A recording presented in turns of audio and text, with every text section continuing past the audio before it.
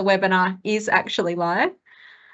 So I'm going to launch in. My name is Nicole Leggett. I'm from the Office for Prevention of Family and Domestic Violence in the Department of Communities.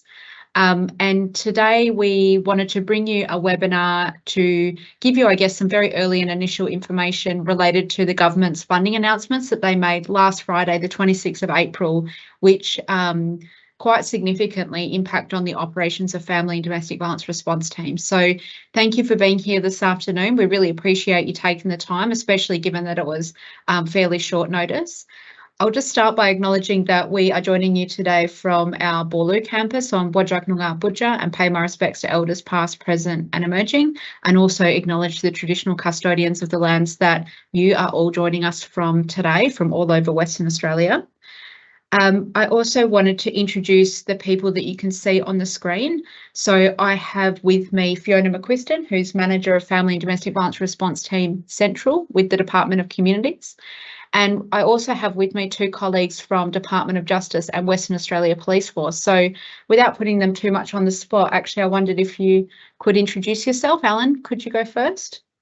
Yes, I'm Alan Watkins. I'm the Acting Assistant Commissioner for Adult Community Corrections. And clearly we have a role in having community corrections officers within the team in FDVLTs. Thank you. And Martin? Thanks, Nicole. Yeah, I'm Acting Assistant Commissioner Martin Haim. Normally look after a number of divisions in the Operations Support portfolio, one of which is the Family Violence Division, which logically brings us to this forum. That's great, absolutely. And we may also have joining us, I think she's probably listening, but Acting Commander Lavinia Hugo may pop up on the screen as we go through and add some extra comments as well. So if I can ask my team to move to the next slide. But as I said, what we really wanted to do today was take an opportunity to give you an early overview of the funding announcements that were made on Friday, including the context of those announcements as they relate to the task force and the system reform plan that the task force has released. We'll reflect on, I guess, some of the early considerations about implementation, and there'll be opportunity for Q&A, including for people, I guess, to nominate how they would like to be kept informed as we go forward over the next few months, in particular, as we're moving through quite a change process. So just so you know, in respect of the Q&A process, so the way the webinar is set up is we can only see the other presenters. We can't see everyone who's listening. So as we go through, please post questions in the chat. Given that there's quite a number of people online and we may end up with more questions than what we can answer, I'd ask you to like questions that you see come up that you particularly want answered. And if we don't happen to get to all of the questions today, we'll take a record of them and we'll provide a written response outside of the webinar. So the webinar is being recorded, so it will be available for people who haven't been able to join us this afternoon, but we will also make the slides, the questions and answers to questions available for anybody who hasn't been able to be here today, and of course everyone who is online with us at the moment. Team, if we can move to the next slide.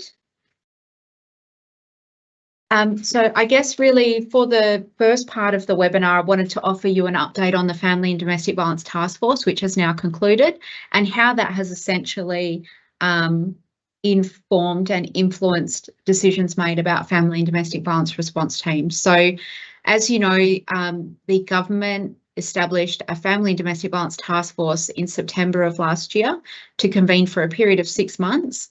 And the role of that task force was really to focus on system reform. So really acknowledging and recognising that responses to family and domestic violence very often involve many and multiple government agencies, non-government organisations, Aboriginal community controlled organisations, as well as sometimes private institutions and entities. And that when those responses aren't cohesive and complementary, it can actually be quite a risk to victim survivors. Very easy to fall through the gaps, very easy for perpetrators to stay hidden and invisible, and actually can be very inefficient, you know, through different services and responses operating without all the risk information, potentially offering contradictory advice, potentially taking actions that are sort of counterproductive to each other. So the task force was in a way, almost single-mindedly focused on how do we think about a safer system? How do we think about a way that all of these complementary pieces work better together to deliver better outcomes for victim survivors? The other kind of key role of the task force was to do some design work and consultation around establishing a lived experience advisory group. And that work was led by Quab Up Consultancy, which is led by Alison Scott. So the task force has concluded now, and through that period of time that they were running, we had Directors General from government agencies, and we had CEOs from community sector organisations and Aboriginal community controlled organisations that have roles in terms of providing roles from representative groups, so peak bodies predominantly. So really what the task force did during their term was they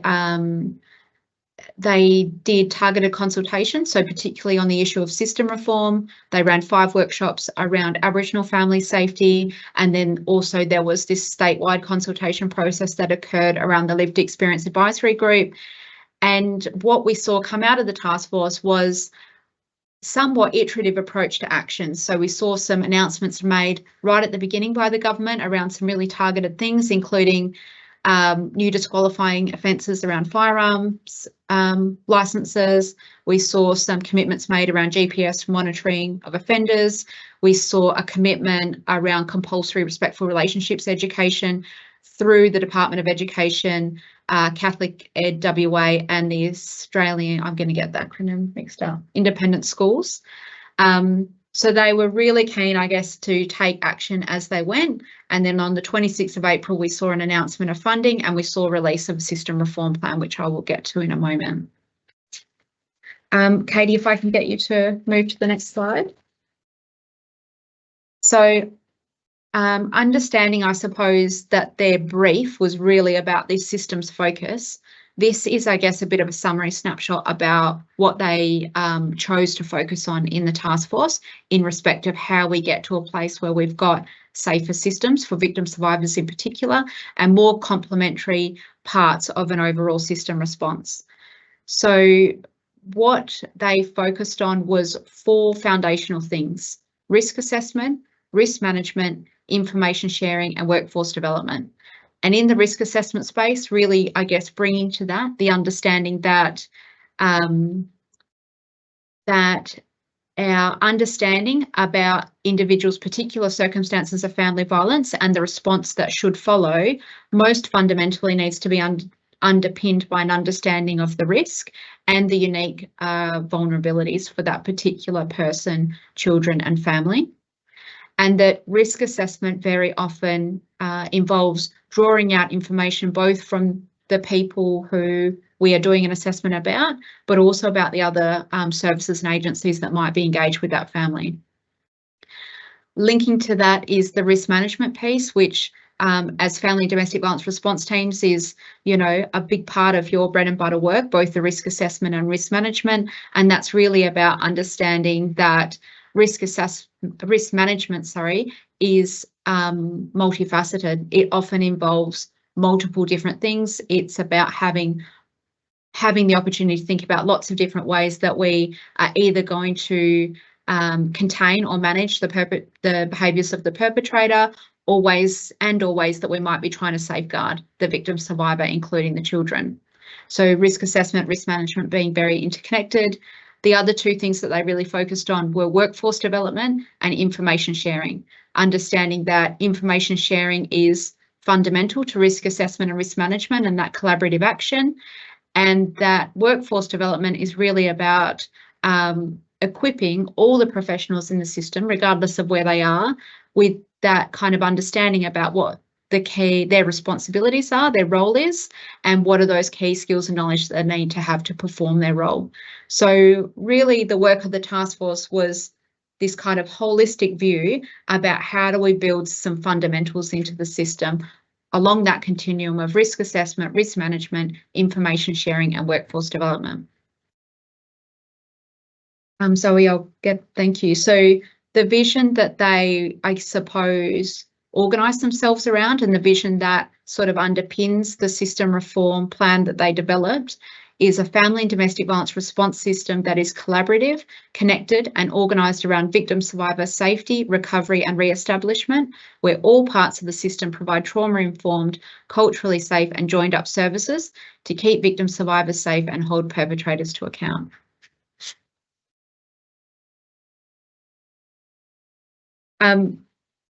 We are going to share all of these slides around to the group, so I'm not really going to spend a lot of time talking about these pillars. They're really much what I've already described in terms of why they're part of the plan and how the plan is organised around them. What I will say is that there are 17 reform actions in the plan, and they're organised under each of these 4 pillars. And really the purpose for me bringing them up here is because the family and domestic violence response teams featured in the risk management space of this plan. So what was, I guess, agreed and committed in the Family and Domestic Violence Task Force is that family and domestic violence response teams are a key and critical component part of our overall response to family violence. They're not the only part, but they're really like this kind of foundational part of it that helps other things kind of work better if they're working better. So really there was this understanding and commitment that we need to make sure that our response teams are strong, but that there's some really clear and key ways that we can potentially set them up in a way that they can give better service to victim survivors and better service to the community. And that's through some of the actions that were announced by the government on Friday. I'm sort of like jumping all over the place. So just so you know, and for the record, in terms of the slides going out, these are the links to the system reform plan and a 1-page overview of that plan. And if I can get you to move one more across, the announcements made by the government are part of a package of funding. So I will give you an overview to all of it, but quite a sizable amount of all of that funding relates to the response teams, which is effectively why we're all here this afternoon. But just to give you, I guess, visibility, in November of last year, the government announced $72.6 million for strengthening responses to family and domestic violence, and that investment really sits along a continuum from primary prevention, crisis-focused services for victim survivors, responses to perpetrators, and some workforce development initiatives. And then they announced $96.4 million on Friday, which equally has a diverse focus. Large amounts of that funding relate directly to implementation of the system reform plan, but there's also investments in service as well. So if I can get the team to move along, I'll sort of get straight to the main event about what this means for response teams. So essentially, out of the $96.4 million that was announced by the government on Friday, 53.8 directly relates to the family and domestic violence response teams. And it relates to very particular actions in the system reform plan and very particular ways that we need to spend that money. The first one is that on the back of the success of Operation Keelia, there is a commitment to operating the core component of the response teams, which is the police, child protection and coordinated response service functions 7 days per week, including on public holidays. And really, that's about 2 things. It's about having access to more timely responses for victim survivors, which we've been hearing from you from an incredibly long period of time, and had the opportunity to trial at Christmas and really saw the great benefit of that work, which I suppose really acknowledging that was largely driven through the police as an idea, and everybody really rallied around it because I think people could really see the merit in it. It just made so much sense.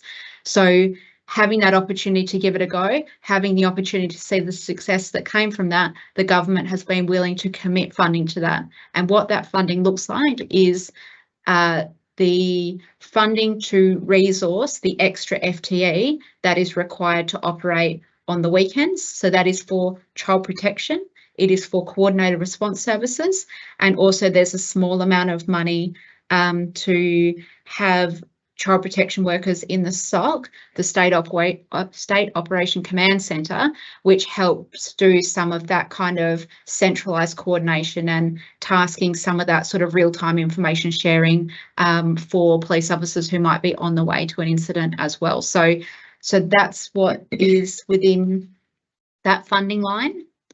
We also received recurrent funding for the expanded coordinated response services. So as many of you would know, our non-government partners in the family and domestic violence response teams in their first iteration were funded very poorly, and in most locations at less than 1 FTE per team.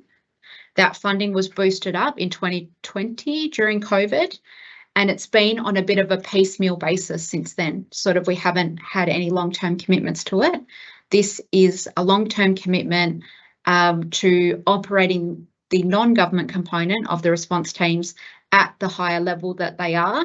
And in fact, I think probably with a bit of better, more robust calculation around FTE and salary, but also funding for fleet and funding for brokerage. So the workers in those teams will have access to their own vehicle, but also that they will have access to a small amount of brokerage funding, which they can use to support victim survivors at their discretion for whatever might be needed in each individual case. The third component of the funding, which is a relatively small component, but we received permission to bring forward all of the remaining recruitment of family safety officers to this next financial year in 24-25. And as all of you would know, those officers are really about more intensive intervention and more intensive case management of high risk, high harm families. They were originally provisioned to us through a phased implementation over 3 years. We introduced phase 1 in this financial year, 23-24, and we had 2 more years to get to full complement. But that's all been brought forward so we can bring on all the remainder of those workers in this next financial year. So I'm going to pause there and ask Alan to talk about the next one, which is about community corrections officers. Right, well, the next one is we've got 17 over stage rolled out in our first year, just coming up 24-25.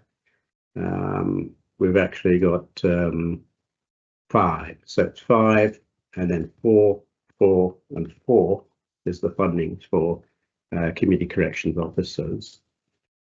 And so at this stage, what we're looking at is we'll bring on this 5. We're reasonably confident that we can recruit into that fairly quickly because we've been in the background. We've been doing some pools around senior staff, and we've been doing some pools around recruiting for base grade community corrections officers to backfill any gaps. So we're reasonably comfortable we can almost have some senior community corrections officers into those roles almost when the funding starts in the beginning of July. Mm-hmm. So we've positioned ourselves for that. Mm-hmm. Excuse me. And in terms of where we'll locate, because obviously that's not a lot in terms of 5, in terms of the number of FDVRTs across the state. So clearly decisions are going to have to be made. And where we'll locate that is we're going to go to get some of the latest information from the police on where the most incidents are, and we've got some ideas where some of the high hotspots are. But we want to review with the latest data, and then we'll look at that, overlay some things around how we might best manage our staff in that and where they might best produce. So at this stage, I'm not in a position to say where I'm going to put anybody, but that's something that we're going to be working on fairly quickly from now on in until July. And the key role, of course, of these people is really about that key information exchange. And it's all about that real importance of holding perpetrators to account. So community corrections officers and the FDVRTs, of course, linked to the community corrections officers in the field that are managing all these offenders and managing domestic violence perpetrators. It's a critical link. And so we will have a much better oversight of and transparency of what information we've got, bringing it together, working through the triage process within the VRTs. We can have a quicker response, and we had transparency of when things might be going wrong before we actually got upset. It gets us on the front foot. And we've run some pilots, as you know, in the Kimberley and in Fremantle, and certainly it's shown there's great value in having the community corrections officer component in there because of that focus on holding the perpetrator to account. That's something that we can do, particularly for those that are subject to orders. Yeah, that's basically it, I think, at this stage. That's great. Very exciting. I think, you know, that opportunity to really build that robust response around perpetrators is such an opportunity for the teams, but also it's just very exciting. And as you said, it really is building on the success that we've seen in Fremantle and West Kimberley. And I think it gives us an opportunity to mobilise some of the responses a bit differently and to be able to do them in a more whole of family way, particularly where there are people who are already on orders or already known offenders in the community. So I think it's a great addition to the teams. And perhaps if I can defer to my colleagues in the police, Martin and Lavinia, just I guess around your general thoughts around the reforms and sort of any particular implications for police that you wanted to flag or raise at this point. Yeah, thanks, Nicole. And just firstly, it's just worth acknowledging the task force members and the efforts that have gone into this over a period of time. It just makes complete sense to us as an agency to do anything that's going to support predominantly those pillars. And Alan just touched on it about information sharing is absolutely critical, and logically that's one of the big goals for us that we see. So we know that there's limitations in legislation traditionally. Sometimes there's some cultural things. Sometimes there's some technology and process issues that haven't given us the best result overall in terms of servicing to providing a service to victims. But we understand that we're always looking to improve. We focus on our response and investigation. The better opportunity we have to collect information and data at the front end, and the ability to share this with partner agencies, we think is absolutely the key. But the expanded FDVRT locations across the state is an absolute game changer for us. It's certainly, I mean, there's nothing but positive outcomes will come out of that, I'm sure. And the more we work together, the more positive outcomes we get. Lavinia can probably talk in greater detail around what that will mean from the divisional perspective. I'll hand over to her. Yeah, thank you. And yeah, sentiments exactly with regards to the FB task force. Absolutely amazing work done by everybody to bring these together, and the outcomes have been really, really well received. So I suppose you mentioned before, Nicole, about Operation Keelia and about the benefits that we observed over Christmas and Easter with regards to having that 7-day coverage. And I think, you know, this investment to move that to a 7-day coverage is going to be, if nothing short of phenomenal in supporting our victims who are suffering family violence. With regards to, you know, getting this off the ground and getting it rolled out, there's going to be a bit of work ahead of us. Obviously, we're trying to work with Regional WA as well to provide that 7-day coverage, so we're going to have to work through that. But I think having the additional family safety officers is going to be really beneficial, especially you know, with recruiting in communities, especially in the Pilbara, Kimberley, Goldfields, and also with our endorsed community liaison officers that we've got 10. We're going to be putting them in those locations as well to assist. So I think on the whole, this has been a really positive outcome to try and help us work together collaboratively, provide information sharing to get a better service for our victims and hold those perpetrators to account. Well said. Thanks, Lavinia. I'm just going to ask the team to move to the next slide so that we can, I guess, move our focus into that sort of very early discussion about implementation. And I suppose, you know, without getting too far ahead of the slides, we we don't have a fixed detail around an implementation plan yet for this funding. So really, I guess the purpose of today's webinar is to foreshadow some of our early thoughts, to collect some of the early thinking from all of you, start to talk about the ways that we want to work through this together, including the ways that we want to keep our staff engaged and abreast of the changes that might be happening. And then really, I guess, just get to the business of actually working this through, because there's still a lot of work to be done, both in terms of design, in terms of planning, in terms of decisions, particularly where, like in the case of the community corrections officers, where there's decisions to be made about locations. You know, they're all the things that will start to come next. But, you know, we just didn't want to not have this first and initiating discussion with everybody before we sort of started down that path. So just so everyone knows, because the slide deck we're going to circulate around afterwards, I have put some information in there about some of the other funding that was announced on Friday. I'm not going to talk about it now, but it's there for you as a record. And I'll also send you a link to the media statement so you can see that source document. Team, if I can get you to move to the slide on governance, which should be one more on. As all of you know, we have an existing framework for governance within the family and domestic violence response teams, which includes an executive steering group, an operational working group, and Fiona's team in the central support and coordination unit. Really, I guess we intend to stick to that governance arrangement, but probably have some thought to how we make it as strong and robust as possible, so that it helps us kind of with the decision making that we'll need to have happen as we work through. So the executive steering group, we will have some thought to how we can get that reconvening and operating in a really strong way, so that it has got good visibility to everything that's happening, the whole reform program, and is able and well positioned to be able to make those really timely decisions.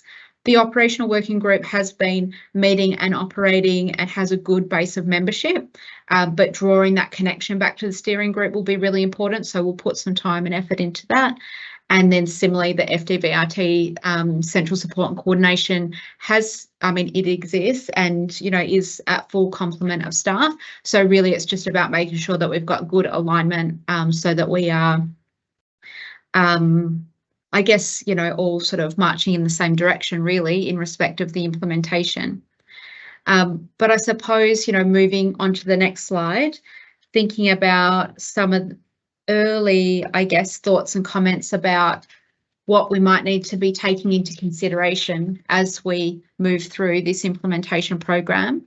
One is about coordinated response service representation in the governance, and although we have that set up quite well for the operational working group, I still probably think that we could provide some extra support back into our non-government partners about how the members who are on that group and then who becomes involved in the steering group have a way to represent the views of the whole kind of base of providers that we have working in this space. So we'll do some sort of targeted engagement, have some discussions with our non-government partners around how they'd like that to look and how they think that that might work best for them.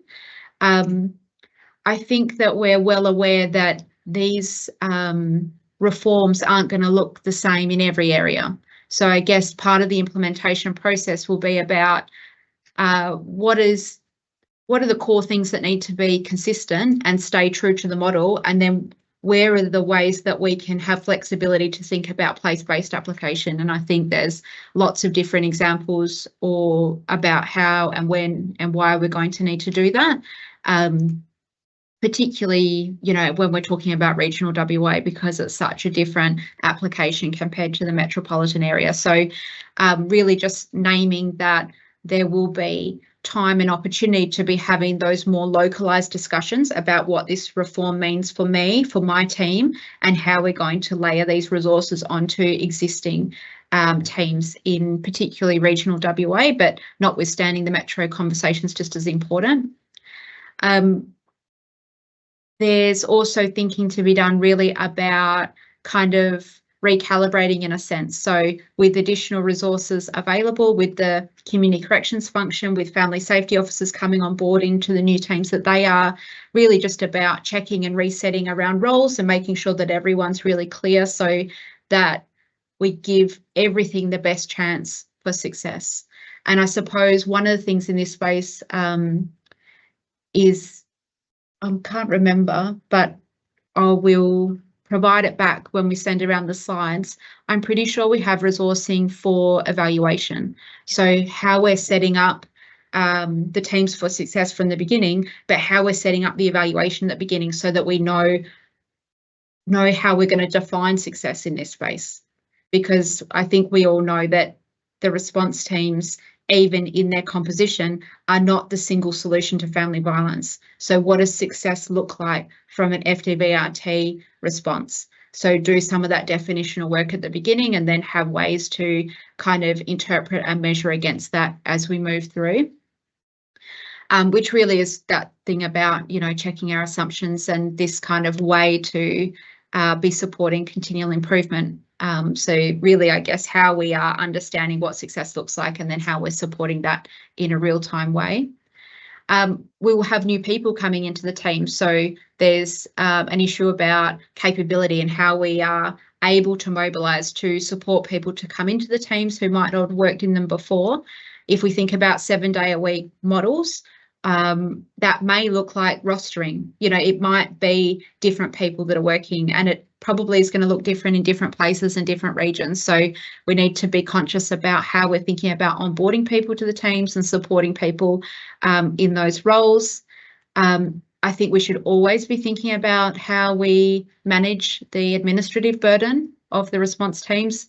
I think that there's opportunities for us to think about ways that we can constantly challenge ourselves, I guess, to be thinking about ways that we can free up our staff to be front-facing back to victim survivors in the community.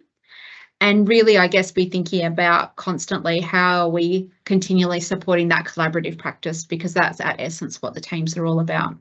So there'll be some of the things at a high level that we're thinking about as we approach the implementation planning. We will do that implementation planning work in the context of the FDVRT governance, but it will absolutely involve those place-based discussions and those team-focused discussions, because ultimately, and even Fiona's experience around the family safety officers, it's in those discussions that you can really get into the detail around how things are going to work.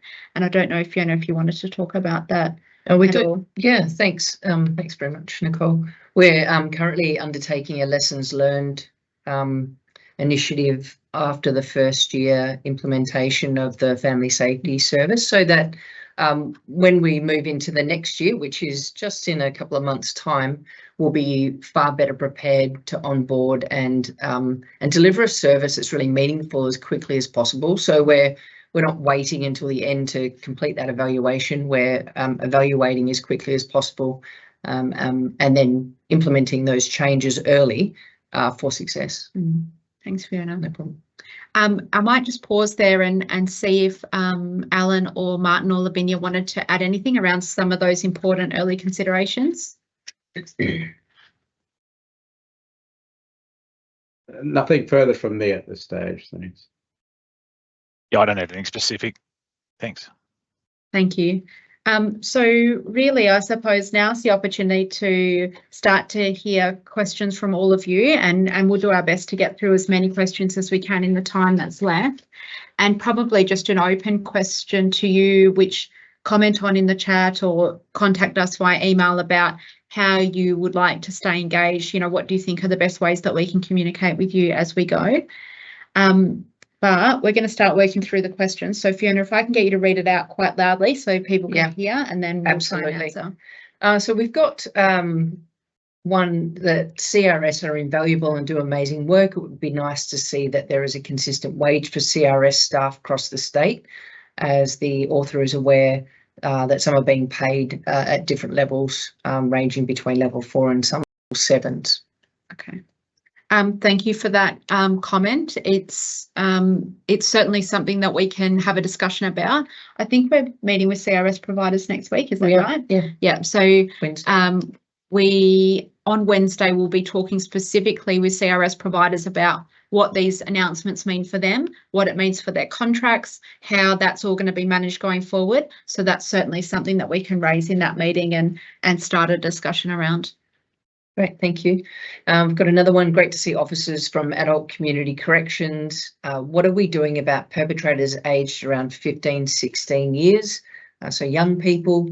There's a significant gap in the service system and our capacity to hold serious and high-risk perpetrators to account. Yeah, it's such a good question. And to be honest, it's not one that I can sit here and offer you a perfect answer to. I think it's a complex issue for every agency that's sitting on this webinar at the moment. I also, I suppose, offer that although we're here right now talking about family and domestic violence response teams, it's not the only reform work that will come out of the task force, and it's not the only change that will come out of the task force. We certainly profiled the issues around this significant gap for young people experiencing violence, and actually it's part of what we know is being discussed on the national agenda in respect of the National Cabinet meeting that happened on Wednesday. So some of the discussions federally are very much about creating more uniformity and more power around a response to high-risk perpetrators in particular, regardless of their age. So thinking about what are the range of tools that we might have at our disposal or that we might need to have at our disposal to more effectively manage at that really acute and critical end. I know I have not answered the question, but I can't offer you a better answer than that just now, but it's certainly something that we can keep working through together. Okay, we've got expanding to 7 days per week operation in remote locations will be more costly than in metro and southern regions. Has this been factored into the cost modelling? So it's been factored into the cost modelling in the sense that regional loaning has been applied as it normally is, but it's something that we will talk about in more detail next week, because I think we essentially need to sit with the numbers really, because there's two different numbers in terms of funding. There's the funding for expanded coordinator response services, and there's funding for weekends and public holidays. So, and to be honest, that money will come in a single contract. So there will be some discretion about how that's applied, but we'll get into all of that detail next week. And then for transparency, we can report that back to the wider group. Thank you. We have, it's probably a similar one. Was there any consideration given to adjustments of salary to encourage retention? Non-government organisation salaries vary considerably across the state and vary compared to other roles within the team. This is a challenge when trying to attract competent staff. So I think we've answered that one. How flexible will the resourcing be for the 7 day a week model? Noting the recruitment and retention challenges, is proportionate resourcing of FDVRT being considered as a key finding in the FDVRT Review Report 2020? Yes, so I think the short answer to that is essentially we now know what the resourcing footprint for the family and domestic violence response teams will be. And this has been the challenge in designing reform for these teams over the last few years, is everything has had a dependency on how much money. So effectively now we know how much money, we know what the body of resourcing is, and it really gives us that opportunity to look at that funding and how it is distributed, if you like. There will be no immediate changes to funding. Everything will continue as it is, and if not be uplifted, certainly uplifted for the 7 day a week coverage, and there is some uplifts in that sort of base CRS price. And we'll have to work on that, I guess, behind the scenes leading into contract renegotiations for 25-26. So I think we're open to the discussion. I think we have to have the discussion. The rates of family violence are not uniform across the state, and we have to have attention to that and be live to that. But it's something that we will work through together. We will not make unilateral decisions about this without working it through as part of a bigger group. Thanks. Another question, is there any scope within this funding to provide education to male-dominated industries such as mining, etc., so that we can start prevention? Yeah, it's a very good question. So Within the first tranche of funding that was announced in November, there was funding for a media campaign, basically. So that gives an initial opportunity for this kind of broad-based message going back into the community about family violence. So that is great. We haven't had a dedicated WA media campaign since Freedom from Fear, which was run, I think, in the late 90s. So it's been a long time coming. So that will be a very good and useful complement to a lot of our work. There isn't a lot of targeting around private industry in this system reform plan, but there is a focus on supporting employees in all of our agencies, in non-government organisations who are experiencing violence and who are using violence. And then in some of our other work within the Department of Communities, there's a focus on respectful relationships in industry, particularly in the mining sector. So we actually have a dedicated respectful relationships program, which is being trialled in mining, and that, you know, hopefully will start to grow and offer a complement to this work. Thanks. We've got a comment here. Great thinking to incorporate evaluation at the beginning to support continual improvement. Thanks for that. As far as the FVTs are concerned, so this is the family violence teams, as opposed to the family domestic violence teams. Will there be a set minimum staffing level? As every new initiative commences, there is a greater time impost, Monday to Friday, to accommodate more interagency meetings, MACMs, etc. These all impact on abilities for victim engagement and other daily duties. Trying to manage a small team over 7 days will adversely impact on the Monday to Friday interagency functionality, less appropriately resourced, including accounting for leave and training, etc. Without putting you on the spot too much, Martin or Lavinia, would you like to comment to that? I don't know if you heard it all clearly. Yeah, we did. Yeah, no, that's fine. Look, part of that staffing, we're going to have to look at some of the ratios, and I guess proportionally, and I did see that mentioned in one of the other slides, is to look at where the demand is and make sure we're focusing our staff in those areas. It's certainly relevant even in Metro as well, where we do experience those peaks and troughs and sort of different levels of demand in different areas. So that will be something we'll absolutely have to consider. Thanks.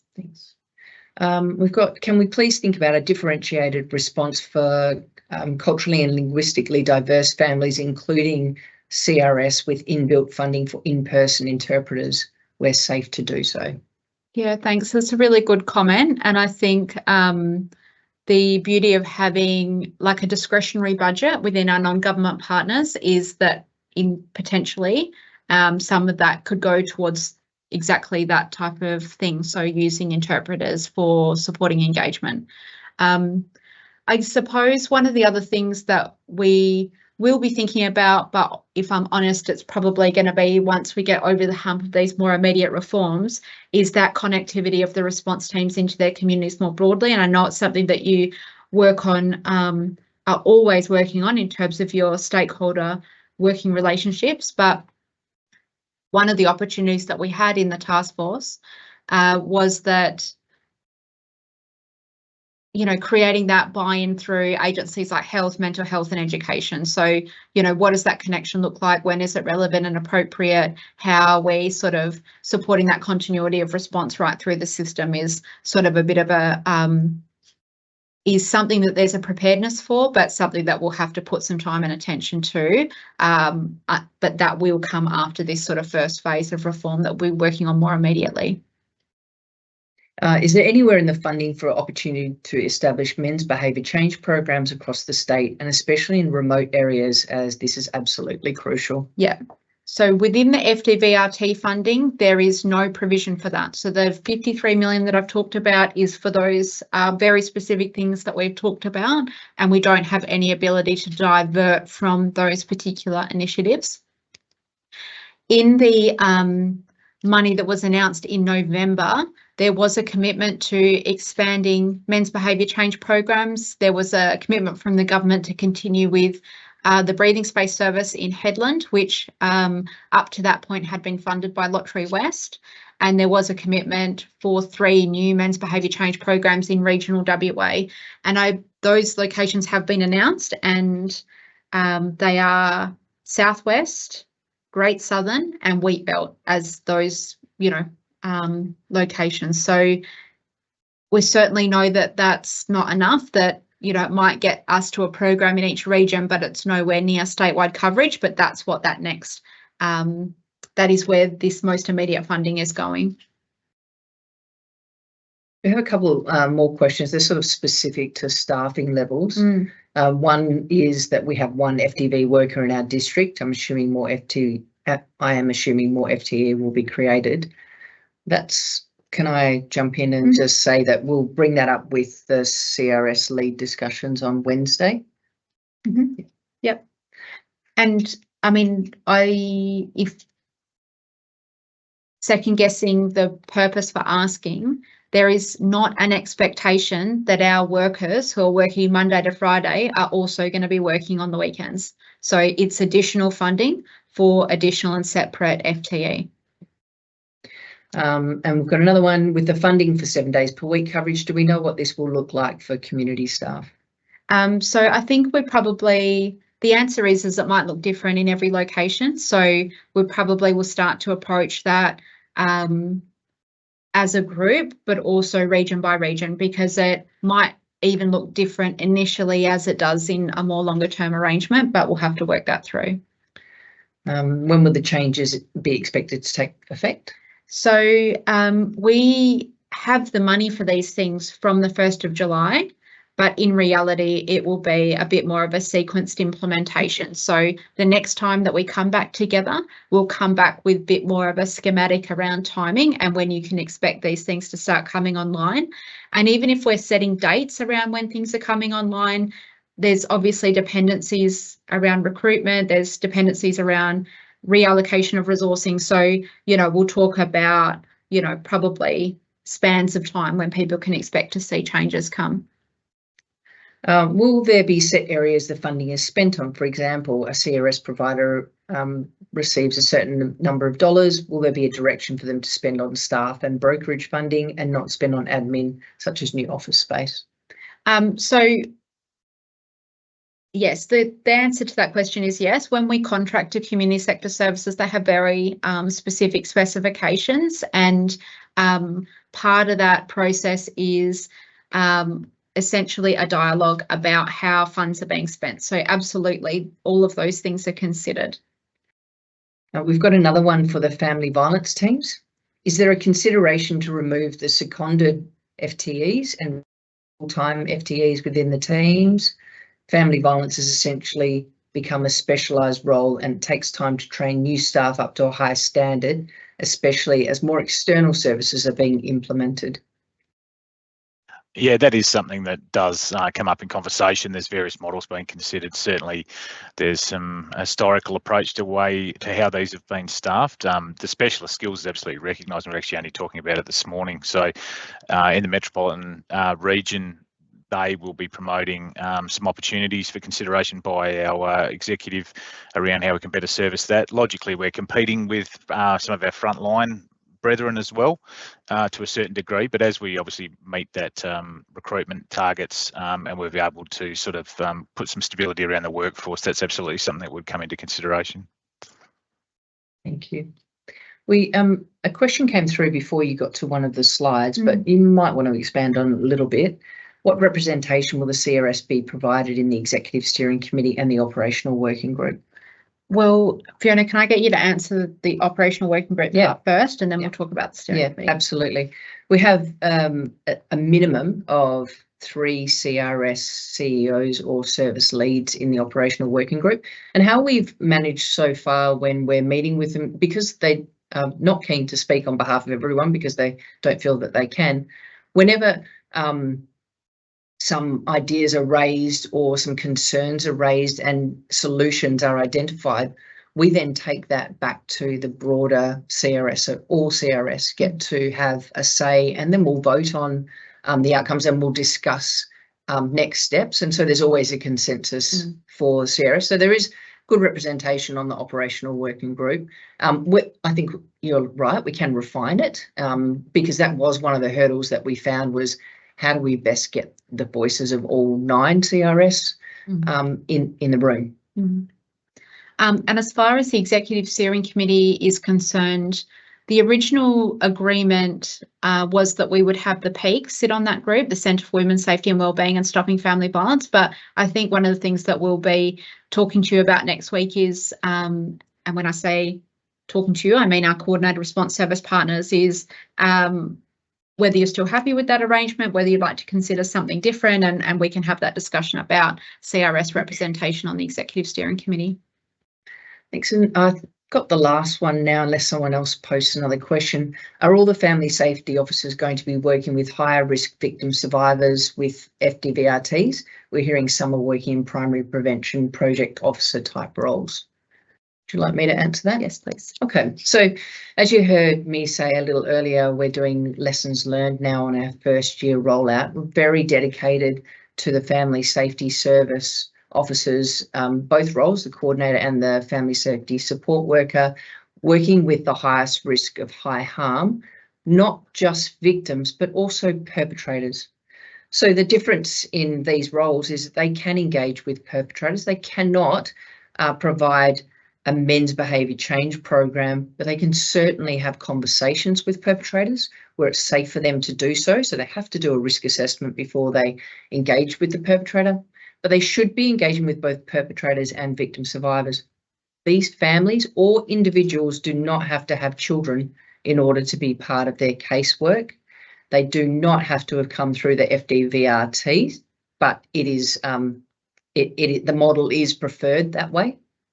But we accept that not everybody that's experiencing the highest risk of high harm of family domestic violence is able to report to police in the in the first instance.